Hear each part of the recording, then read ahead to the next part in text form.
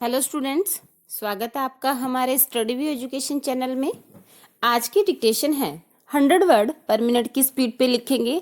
Dictation शुरू करने से पहले स्टूडेंट्स आपसे एक बात कहना चाहूँगी कि अभी Rajasthan high court stenographer junior assistant की जो वैकेंसी है उसके अंदर इसी तरह का मैटर आएगा जो आप इस डिक्टेशन को लिखोगे।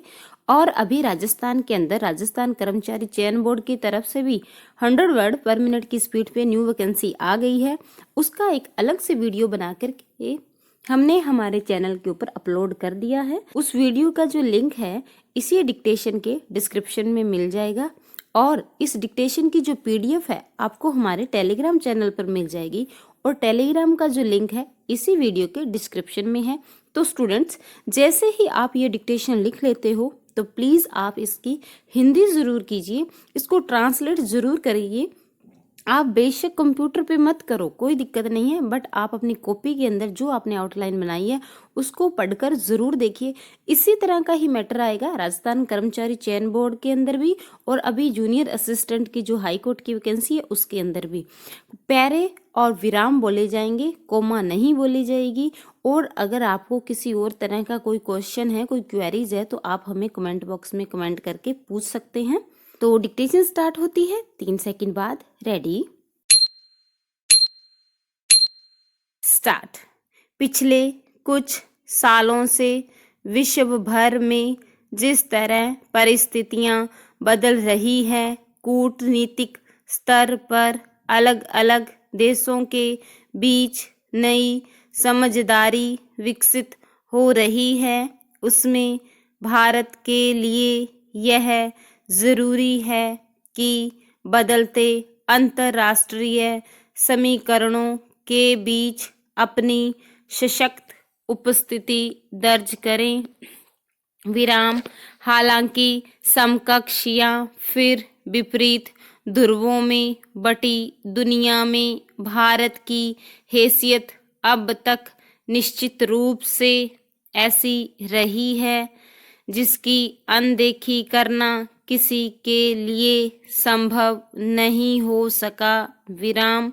मगर जिस तेज रफ्तार से नए वैश्विक घटनाक्रम सामने आ रहे हैं उसमें उसी के मुताबिक देशों के बीच संबंध भी नए सिरे से परिभाषित हो रहे हैं। विराम।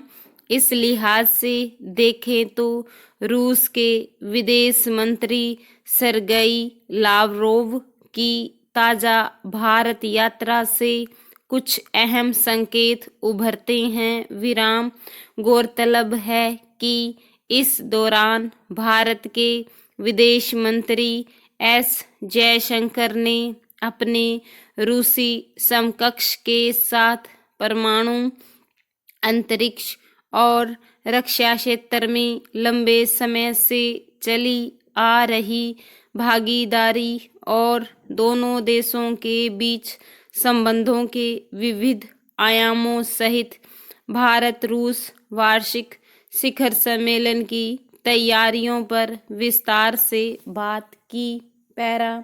इसमें कोई संदेह नहीं कि भारत और रूस के बीच लंबे समय से मजबूत संबंध रहे हैं और इसे विश्व पटल पर बराबरी और गरिमा पर आधारित ठोस सहभागिता के दौर पर देखा जाता रहा है। विराम। लेकिन यह भी सच है कि बीते कुछ सालों में इस मोर्चे पर एक अघोषित स्थिरता आई है। विराम। इसकी मुख्य वजह शायद यह है कि अंतर्राष्ट्रीय परिदृश्य में जैसे नए कूटनीतिक समीकरण बन रहे हैं उससे भारत पूरी तरह निरपेक्ष नहीं रह सकता है। विराम। खास तौर पर तब जब किसी सामान्य उथल पुथल से भी भारत के हित प्रभावित हो सकते हों। विराम। शीत युद्ध के बाद के दौर में वैश्विक परिप्रेक्ष्य में बेशक शांति और सहयोग का नारा मजबूत हुआ है, मगर अब भी अमेरिका और रूस के बीच प्रत्यक्ष या परोक्ष रूप से जैसी खींचतान चलती रहती है, उसमें अलग अलग ध्रुवों के संतुलन कभी भी नया आकार ले सकते हैं। विराम। भारत इन संकेतों के मद्देनजर हमेशा सजग रहा है। विराम। यही वजह है कि एक ओर इसने जहां अमेरिका के साथ कई मोर्चों पर अपने संबंधों को नया आयाम दिया है, तो दूसरी ओर रूस के साथ अपने पुराने और मजबूत रिश्तों पर भी आंच नहीं आने दी। पैरा। दरअसल इस साल के आखिर में भारत और रूस के बीच सालाना शिखर सम्मेलन होने जा रहा है। विराम। इस स्तर के आयोजन के लिए पूर्व तैयारी की जरूरत होती है, इसलिए दोनों विदेश मंत्रियों के बीच इस पहलू पर विशेष चर्चा हुई। विराम। लेकिन परमाणु, अंतरिक्ष और रक्षा के क्षेत्र में भारत और रूस के बीच जैसी भागीदारी का लंबा इतिहास रहा है, नई परिस्थितियों में इस मसले पर भी विचार स्वाभाविक ही है। विराम। इसके अलावा ऊर्जा के क्षेत्र में भारत और रूस के बीच बढ़ते सहयोग के साथ साथ क्षेत्रीय और वैश्विक मामलों पर भी ठोस बातचीत हुई। विराम।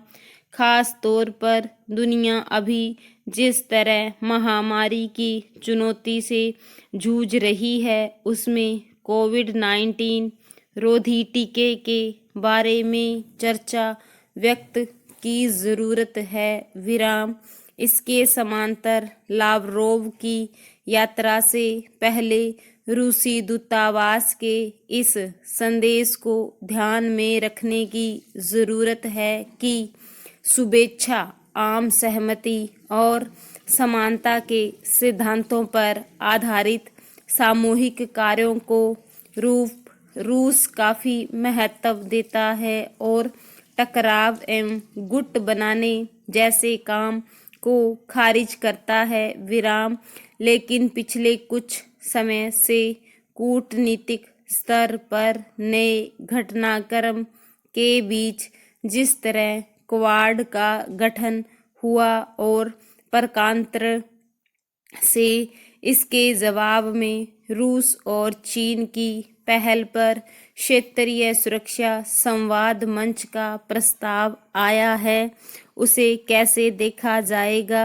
ऐसे में भारत को संतुलन अपने पक्ष में साधने के लिए अतिरिक्त प्रयास करने होंगे।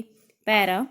अध्यक्ष महोदय, जब कोई देश पराधीन होता है तो किसी भी स्थिति में उससे औद्योगिक विकास संभव नहीं होता। विराम। शासन करने वाला देश यह कभी नहीं चाहता कि पराधीन देश का औद्योगिक विकास हो और वह आर्थिक रूप से समृद्धशाली बन सके। विराम। वह चाहता है कि राजनीतिक रूप से पराधीन देश आर्थिक रूप में भी पराधीन बना रहे। विराम। अपने देश भारत का उदाहरण हमारे सामने है। विराम। जब तक यहाँ अंग्रेजों का राज रहा, तब तक उन्होंने यहाँ किसी भी उद्योग को पनपने नहीं दिया और इस प्रकार यह हमारी प्रगति के मार्ग में सदा ही रोड़े अटकाते रहे। पैरा। अभी हाल ही में कुछ आंकड़े प्राप्त हुए हैं जिनसे ज्ञात होता है कि भारत ही नहीं, एशिया में कुछ और देश भी ऐसे हैं जिन्होंने स्वाधीनता प्राप्ति के बाद भारी औद्योगिक प्रगति की है। विराम। कोरिया भी एक ऐसा ही देश है जिसे भारत से कुछ ही वर्ष पहले आज़ादी मिली थी। विराम। आंकड़ों से पता चलता है कि आज़ादी से पूर्व 1944 में वहाँ जितना औद्योगिक उत्पादन एक वर्ष में होता था, अब उतना उत्पादन वह देश केवल 12 दिन में कर लेता है। विराम। भारत की तरह ही यहाँ पर सामाजिक औद्योगिकरण की राह पर चलते हुए बड़े उद्योगों को केंद्र के नियंत्रण में रखा गया और मध्यम श्रेणी तथा छोटे उद्योगों को स्थानीय उद्योग बना दिया गया। विराम। इसके साथ यहाँ छोटे उद्योगों को अधिक महत्व दिया गया। विराम। आज यहाँ के छोटे उद्योगों में विभिन्न प्रकार का उत्पादन हो रहा है। विराम। इन उद्योगों में हर वर्ष 40 करोड़ मीटर कपड़ा तो बनता ही है, साथ ही दैनिक जरूरत की प्रत्येक वस्तु इन उद्योगों में बनाई जाती है। यह सामान यहाँ इतनी मात्रा में बनता है कि इससे यहाँ के लोगों की ज़रूरतें पूरी हो जाती हैं। विराम।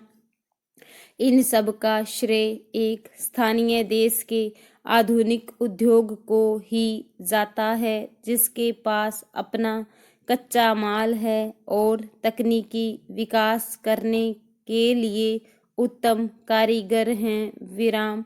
उत्तरी कोरिया की सबसे बड़ी सफलता रेलवे का विद्युतीकरण है। विराम।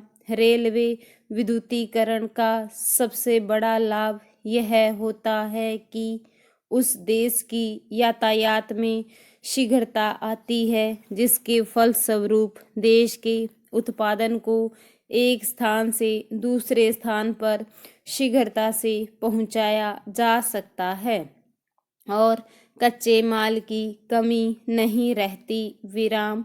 इसके साथ साथ लोगों को यात्रा करने में भी सुविधा होती है तथा वे एक स्थान से दूसरे स्थान पर जल्दी पहुंच जाते हैं। विराम।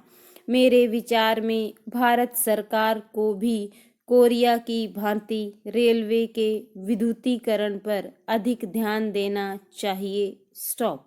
स्टूडेंट्स, ऐसी और डिक्टेशन पाने के लिए आप हमारे स्टडी व्यू एजुकेशन चैनल को सब्सक्राइब कर लें, वीडियो को लाइक और शेयर भी कर दीजिए। Thank you.